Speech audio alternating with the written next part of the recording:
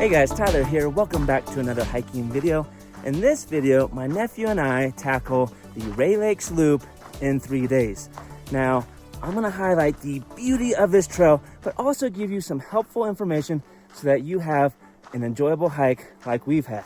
Now, I made the last minute decision to switch from the Bubbs Creek route to the Woods Creek route, and I'll explain why I did that, as well as give you some helpful pointers if you're traveling with someone younger or new to hiking like I am with my 13-year-old nephew. All right, let's take it back to where it started, at the trailhead.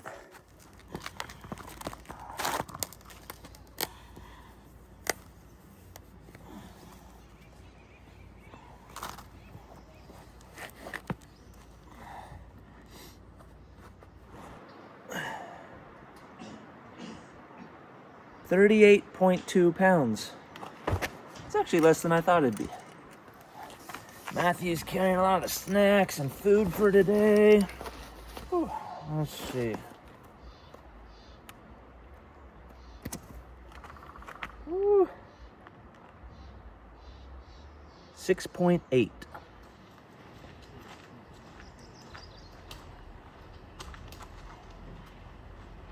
All right, guys, the Rae Lakes Loop is obviously a loop hike, and the great thing about loop hikes is you can park in one spot, do the hike, and end up back at your car.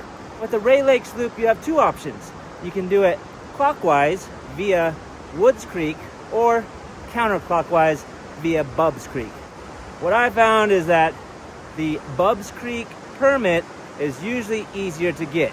And in all of the forums that I've read and research that I've done, people generally say that Woods Creek is the better of the two, mainly because the ascent is more gradual.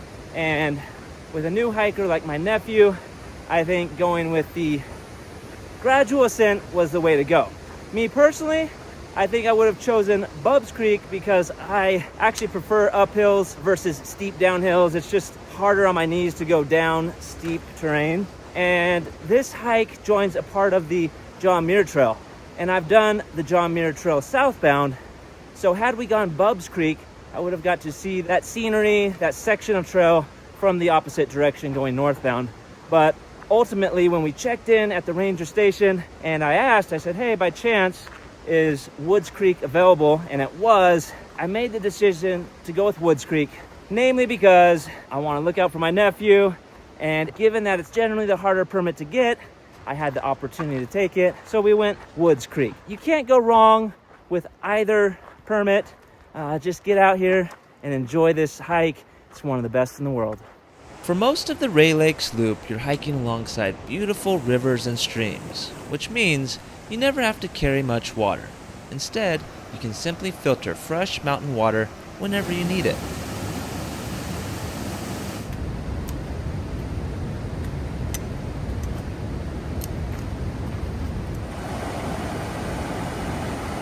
One of the first major landmarks on the trail is Mist Falls.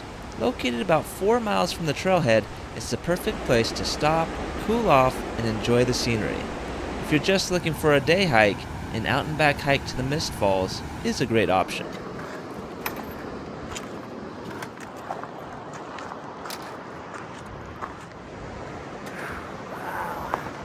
Sun is coming out. It is warm, but overall really nice.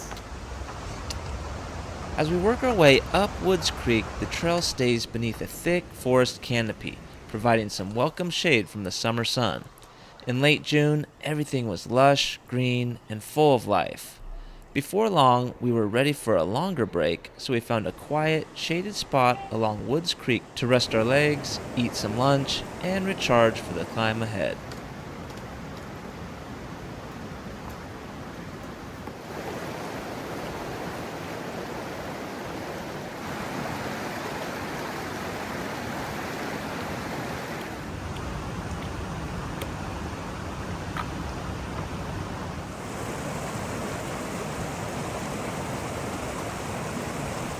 Lunchtime, some noodles.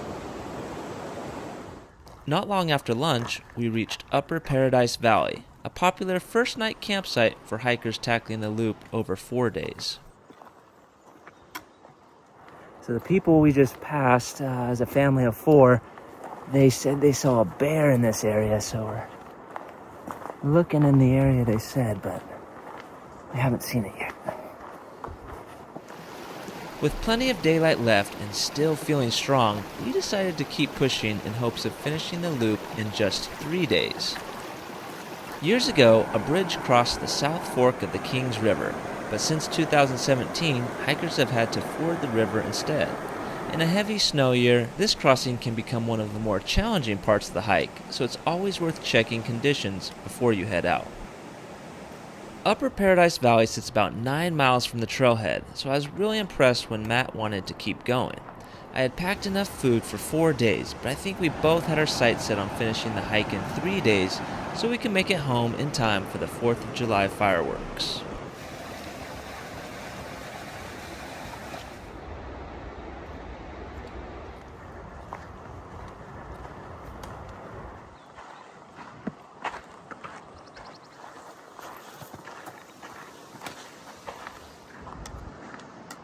The afternoon climb was hot and relentless, but eventually we reached a large camping area just beyond the junction with the John Muir Trail. It was fun sharing camp with a mix of John Muir Trail and Pacific Crest Trail hikers, all on their own adventures. Whew, almost 15 miles on our first day, all uphill. It's time to cool off the feet a little bit. Whew.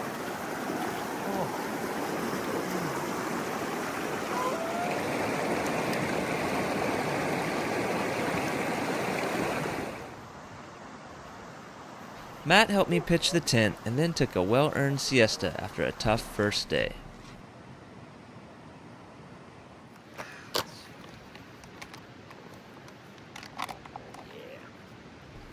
Later, we cooked dinner, enjoyed the peaceful evening, and called it an early night as the sun disappeared behind the granite peaks.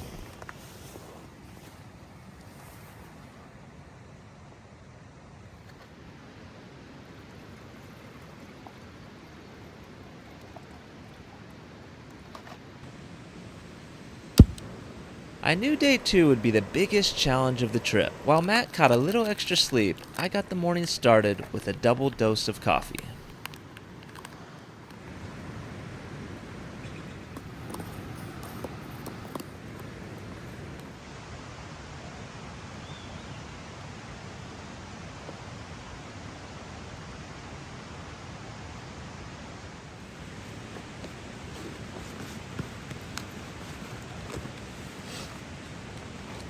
Day 2, back out on the trail, and I think we both slept pretty good, but let's check in with Matt and see how he's doing.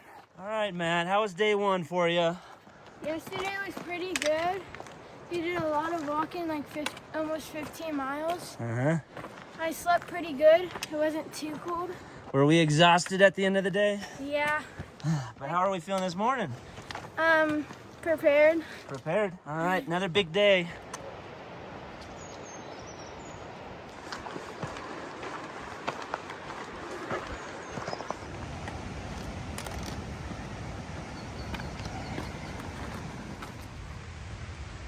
Day 2 of the hike picked up right where day 1 left off. Taking advantage of the cool morning temperatures, we continued climbing toward Rae Lakes, crossing several small streams along the way.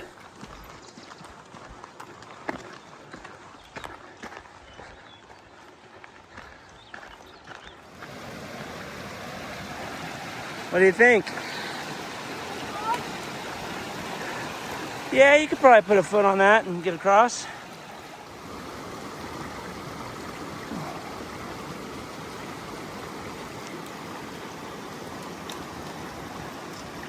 Nice.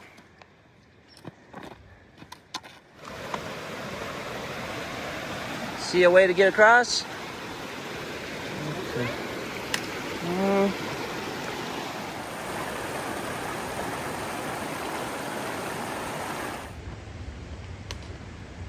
Before long, we crossed the 10,000-foot elevation mark. Campfires are generally allowed below 10,000 feet in this area of Kings Canyon National Park. But regulations and fire restrictions can change, so always check the latest rules before your trip.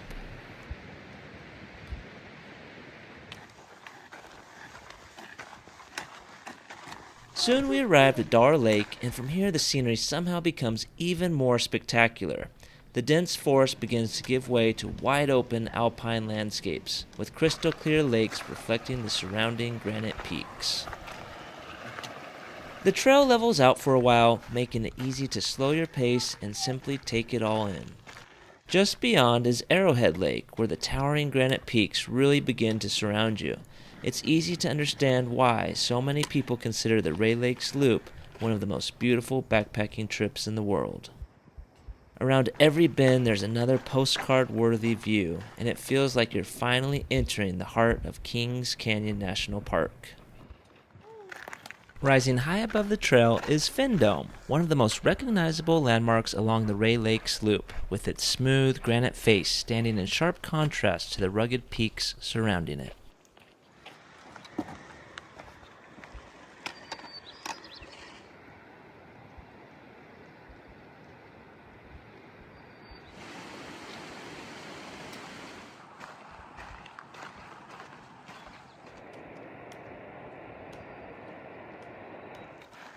Finally, we arrived at Upper Rae Lake, where we stopped for lunch, washed up, and I took an ice-cold polar plunge. After 2 hot days on the trail, it actually felt pretty good. Unfortunately, I couldn't convince Matt to jump in.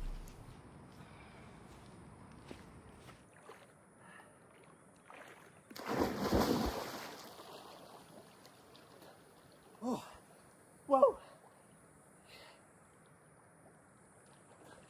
Oh, that's cold. Woo!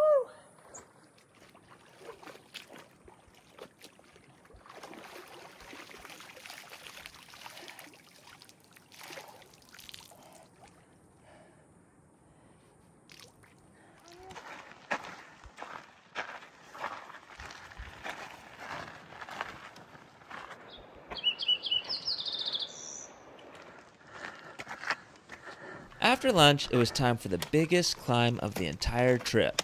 As we gained elevation, the trees slowly disappeared and the landscape transformed into a world of granite, alpine lakes, and lingering patches of snow.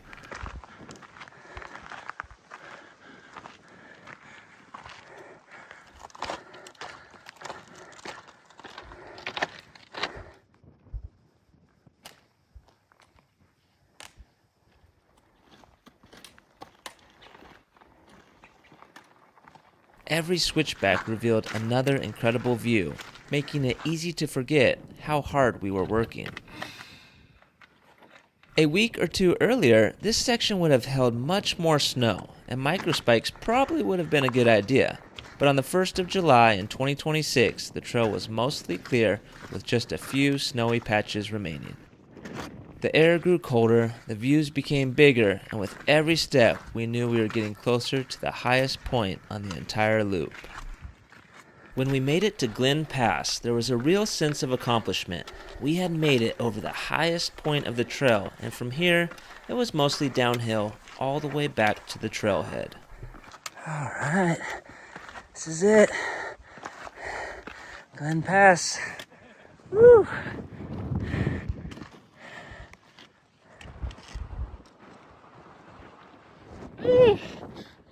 Yeah.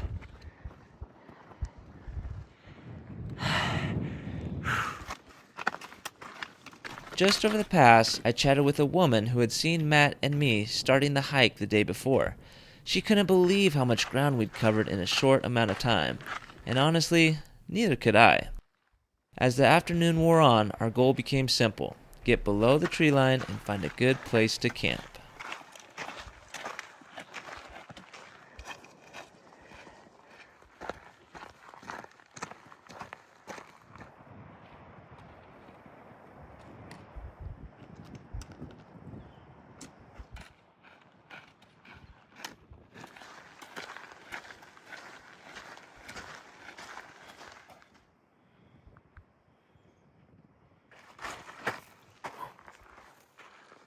we stay on John Muir Trail for now.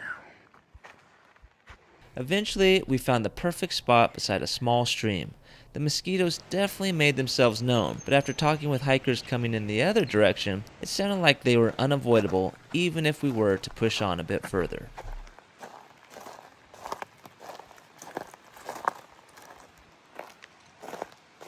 All right, we've been killing it the last 2 days. What do you say we call it a day? Yeah, I'm so tired. Whew, go soak those feet. Yeah. It is night 2, getting set up. I have this new tiny little pump from Go-To Ridge. This is called the Dot Pump, and it weighs next to nothing. All you do is plug your USB-C power into it, and boom, you're in business. Once camp was set up, we filtered water and settled in for the evening. On this trip, I was testing Rapid Pure's new inline filter, and it worked incredibly well. It made collecting and filtering water quick and effortless. After dinner, we turned in early once again, hoping for a strong finish the next morning.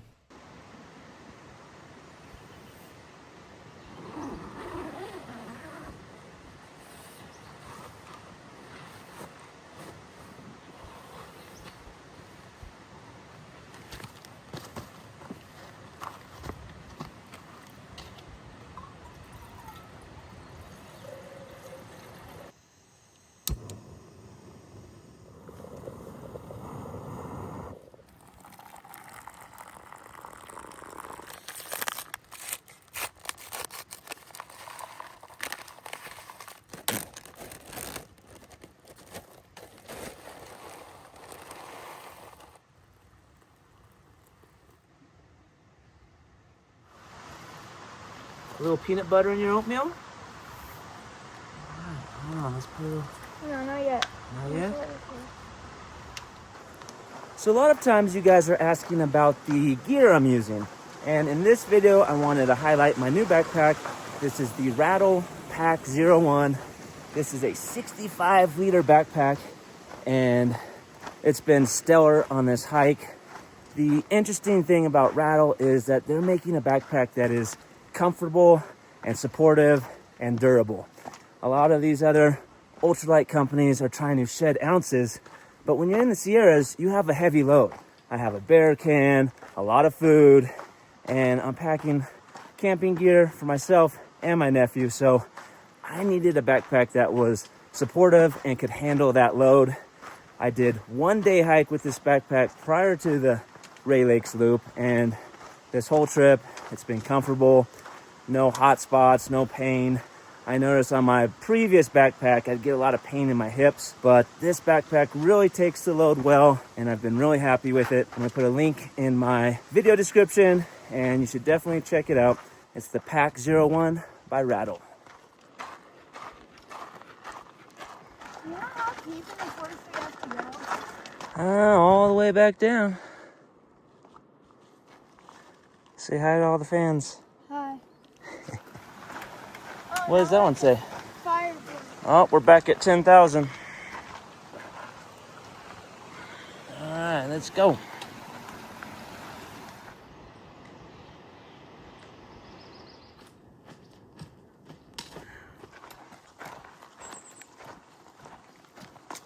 The final day follows Bubbs Creek past Vedette Meadow, and the scenery doesn't let up. The river rushes alongside the trail, waterfalls spill down the granite cliffs, and before long, you're back beneath the shade of the forest. Even though it's mostly downhill from here, don't let that fool you. 13 miles is still a long day on tired legs.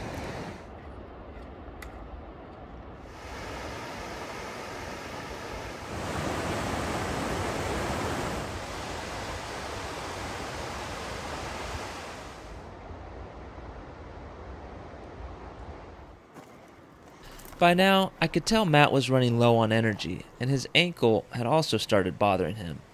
But he never complained. He just kept putting one foot in front of the other and pushed through like an absolute champion.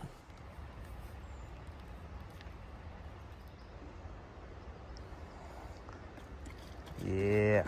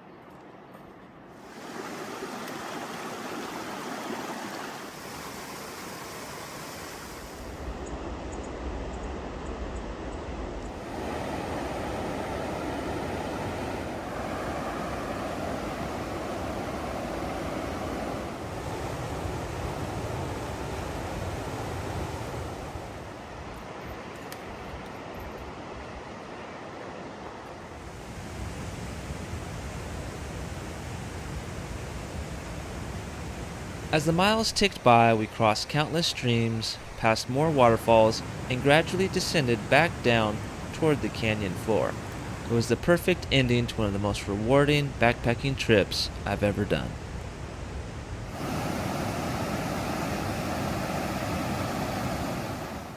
All right, so I knew this hike would be a challenge for my nephew, especially if we pushed it at 3 days. But the main things I was concerned about were, one, the altitude. So we got him started on some Diamox to prevent altitude sickness. Number two, I was worried about him eating. And I did have trouble with that on this hike. It was really hard to get him to eat enough calories. And fortunately, we got him to essentially survive off some candy and gel packets and electrolytes. He did eat a little bit, but not nearly enough of the calories he should be consuming for a hike like this. Lastly, it was his feet. So we made sure we got him some good shoes. We went with the Ultra Lone Peaks, and I had my brother-in-law really work with him to break those shoes in over the last couple weeks and go on some day hikes. Also had him in some toe socks to prevent blisters. So all in all, it was a success. He's a great soccer player, so I knew Matt would have the endurance. It was just those 3 key elements that I wanted to address, and I think for the most part we did a good job, and I'm glad to see that he's had a good time, and he's definitely been challenged, but I think it's something he'll look back on and be really happy about, and we've created some great memories.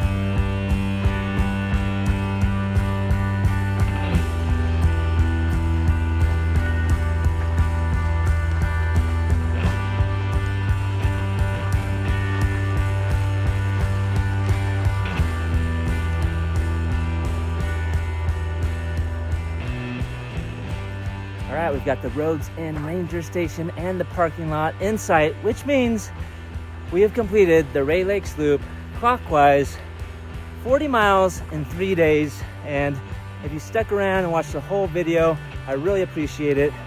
If you found it informative or just enjoyed the views, please give it a thumbs up and consider subscribing to my channel. At this point, I think I just have 2 questions, and those are for the star of the video, my nephew Matt. Matt, I know we're exhausted. I know you are sore all over, but did you have fun?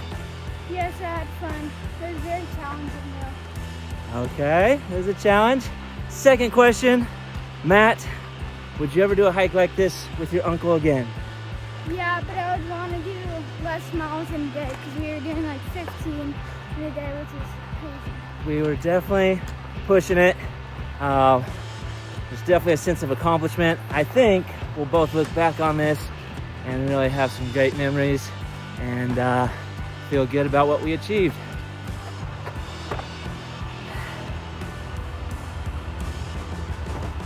All right, just for funsies, let's see what we weigh on the way out. Now, if you remember, my pack weighed 38.2 pounds on the way in. That was with 2 liters of water. On the way out, we are at 30.6, quite a bit lighter.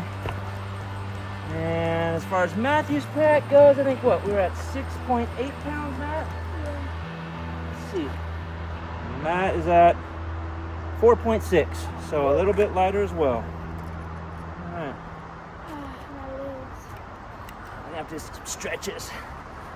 We'll see you on the next video.